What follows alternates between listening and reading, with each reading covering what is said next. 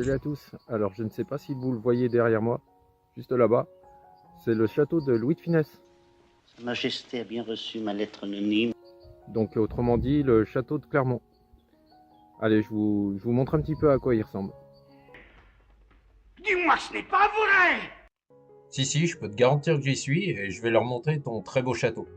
C'est différent. Non, t'inquiète, c'est vraiment rien, c'est même un plaisir. J'étais à ce moment-là près de Nantes et donc j'ai pu en profiter pour découvrir ton château. C'est ignoble chez vous. Comment peut-on vivre dans un courbi pareil? Non, par contre là je suis pas d'accord, t'exagères un petit peu. C'est un très beau château et de nos jours maintenant, il y a environ 40 lots divisés en appartements et en studios pour environ une centaine de personnes qui y vivent. Donc non, c'est un très grand château et il est très beau. D'accord. Et merci d'ailleurs à mon père qui m'a montré tous ces films. Pour la petite histoire, moi j'étais même pas encore né quand il les produisait. Mais bon, je les connais tous, l'aile ou la cuisse, tous les gendarmes. Je ne suis personne.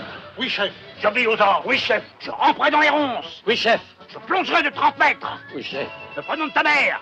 Madeleine. On répond oui, chef. Le prénom de ta mère. Oui, chef. Je suis le droit et la justice. Oui, chef. Je hais les nudistes. Oui, chef. Même le dimanche. Oui, chef. Je suis le plus fort. Oui, chef. Nous sommes les plus forts. Oui, chef. On les aura. Oui, chef.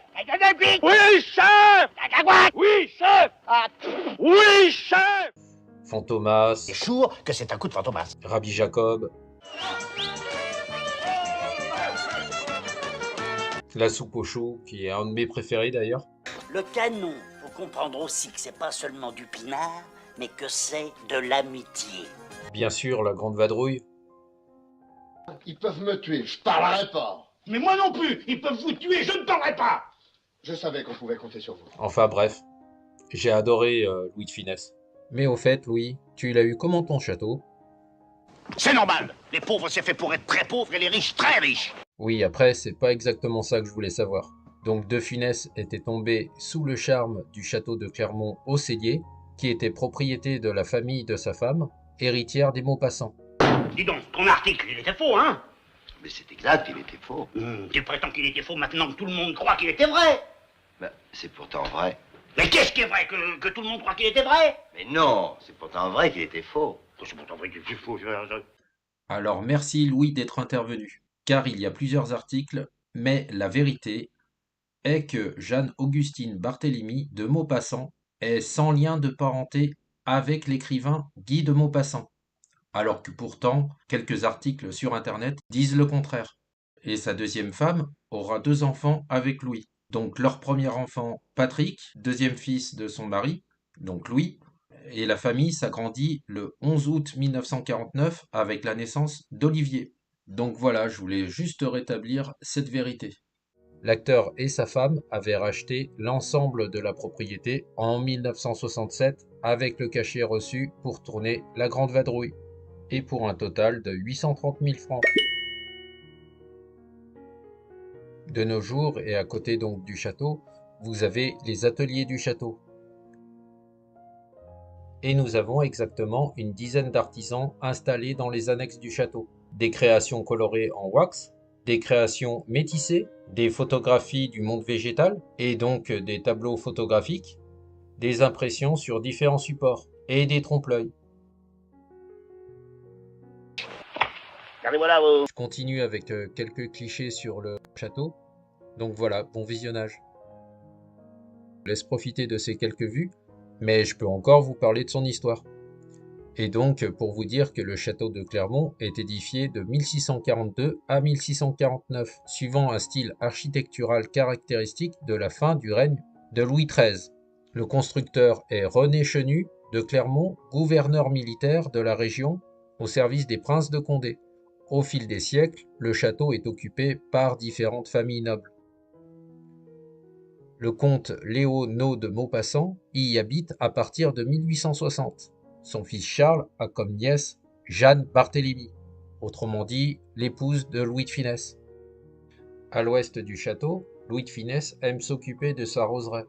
L'acteur y restera même jusqu'à sa mort, le 27 janvier 1983, Puis, en 1985, le château héberge des institutions spécialisées dans les soins psychiatriques. À partir de 2005, le château et une grande partie de ses dépendances sont aménagés en appartements. Depuis 2020, donc, un collectif d'une quinzaine d'artistes et artisans s'est installé dans une dépendance ouverte au public. Là, je me suis un petit peu déplacé. Là, maintenant, on se trouve au Cellier. Au Cellier, c'est là aussi où se trouve le château. Mais juste là, vous avez une petite vue sur le cours d'eau où Louis de Funès pêchait. Je peux vous dire aussi qu'au Cellier, Louis allait à la pêche, une activité qu'il aimait partager le plus souvent seul ou avec ses amis proches de Clermont-sur-Loire.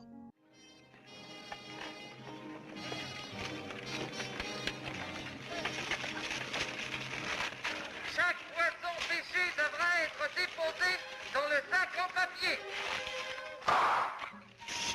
Voyons. Il partait souvent seul aussi afin d'être loin de la foule et des paparazzis qui pouvaient débarquer à tout moment.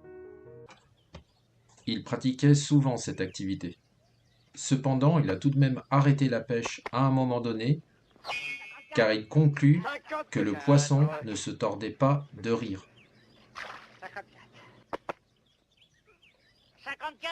54. Pour en revenir à Louis de Funès, donc de son patrimoine complet Louis de Funès de Galarza, il est né à Coublevoie le 31 juillet 1914. Durant son adolescence, Louis de Funès s'illustre par son mauvais comportement et multiplie les renvois dans sa vie professionnelle. Ce n'est qu'à l'aube de ses 30 ans que le Français décide de se lancer dans une carrière de comédien. Après un bref passage par le Cours Simon, Louis de Funès enchaîne les petites apparitions au théâtre, jusqu'à son éclosion dans les années 1950. En 1953, Louis de Funès fait une première rencontre avec le succès grâce à la pièce « Ah, les belles bandes ». Mais c'est grâce au cinéma et au film La Traversée de Paris, sorti en 1956, que l'acteur façonne son personnage. Au fil des années, Louis de Funès s'érige comme l'un des comiques les plus célèbres du cinéma français. Mais un face-à-face, d'accord, mais moi tout seul. N'en peignez pas, là, il n'y a rien à peigner. Mademoiselle, il faut tout, il faut des héros, il faut des bistrots. Je t'aurai, Fantomas. Je t'aurai. Voilà, je lui devais, et on lui doit tous, des grands moments cinématographiques qui nous ont fait hurler de rire. Avec Pouic Pouic en 1963, Le Gendarme de Saint-Tropez en 1964, La Grande Vadrouille en 1966, Il n'y a pas d'hélice, hélas. C'est là qu'est l'os. ou encore La Soupe aux choux en 1981. Tiens, ça c'est de la soupe aux choux. De la vraie, faite avec mes choux à moi. Une variété de printemps, le bacalan hâtif.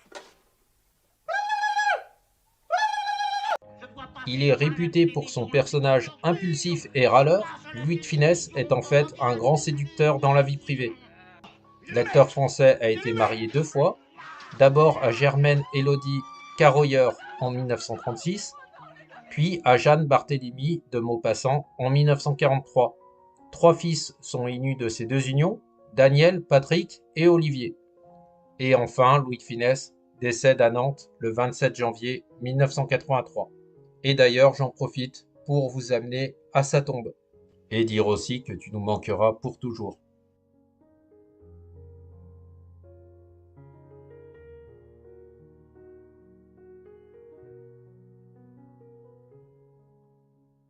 Au Cellier comme ailleurs, c'était une vedette.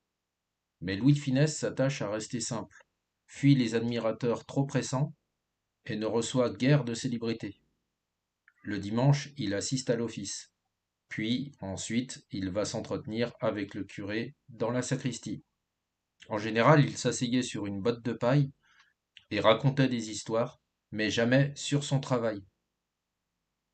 Il prenait un immense plaisir à discuter avec les habitants du bourg, et les dialogues s'en tenaient aux nouvelles du bourg, au climat de l'année, mais il était surtout émaillé de propos gentils, de souhaits, de bonheur, de comparaison. Une de ses citations, et pas des moindres: peu importe que vous ayez du style, une réputation ou de l'argent, si vous n'avez pas bon cœur, vous ne valez rien. Maintenant, si je vous parlais un peu plus de l'architecture de ce château. Donc, il a été construit au XVIIe siècle, exactement de 1643 à 1649. Mais c'est pas pour ça que vous m'avez fait signer. C'est vous qui avez voulu signer. Mais il fallait m'en empêcher. Vous êtes fous et c'est dangereux de contrarier les fous. Regardez ça, c'est une ruine. Ah ben il a brûlé 4 fois. Bon, allez, un peu de sérieux, messieurs. Donc ce château a été construit à l'époque de la minorité de Louis XIV et de la régence de sa mère, Anne d'Autriche. Il est resté pratiquement intact et tel que le montre une aquarelle de cette époque. Les diverses parties du corps de logis, en briques rouges et pierres blanches, reçoivent de façon indépendante de hautes toitures d'ardoise bleue. Ces contrastes chromatiques saisissants caractérisent le style de Louis XIII, dont la réalisation la plus emblématique est à Paris, à la place des Vosges. Dans le corps de logis, le pavillon central surélevé d'une attique sert de cage à escalier d'honneur. Il supportait à l'origine un campanile.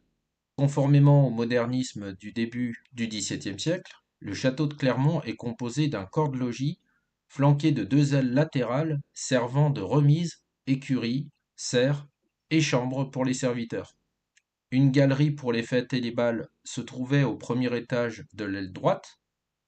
À la jointure des ailes avec le corps de logis se trouvaient à droite les cuisines. À gauche, la chapelle dont l'autel a conservé son beau rétable d'origine. Au milieu des ailes s'ouvrent des passages voûtés qui conduisent à droite au jardin, à gauche à la cour de ferme. Clermont innove en allégeant considérablement les ailes latérales, profitant des observations des architectes français à Rome et en Vénétie. Elles sont réduites de hauteur et italienisées. En revanche, l'usage ancestral des tourelles, d'encorbellement, est maintenu. Cette référence aux formes anciennes, tout comme l'introduction de machicoulis sur le pavillon d'angle, contribuait à asseoir la demeure dans un idéal chevaleresque et à affirmer une puissance nobiliaire. Voilà les amis, j'espère que cette vidéo vous aura plu. Je continuerai à publier d'autres vidéos sur mes explorations à l'étranger et en France sur cette chaîne. Allez, je vous dis à bientôt et prenez soin de vous.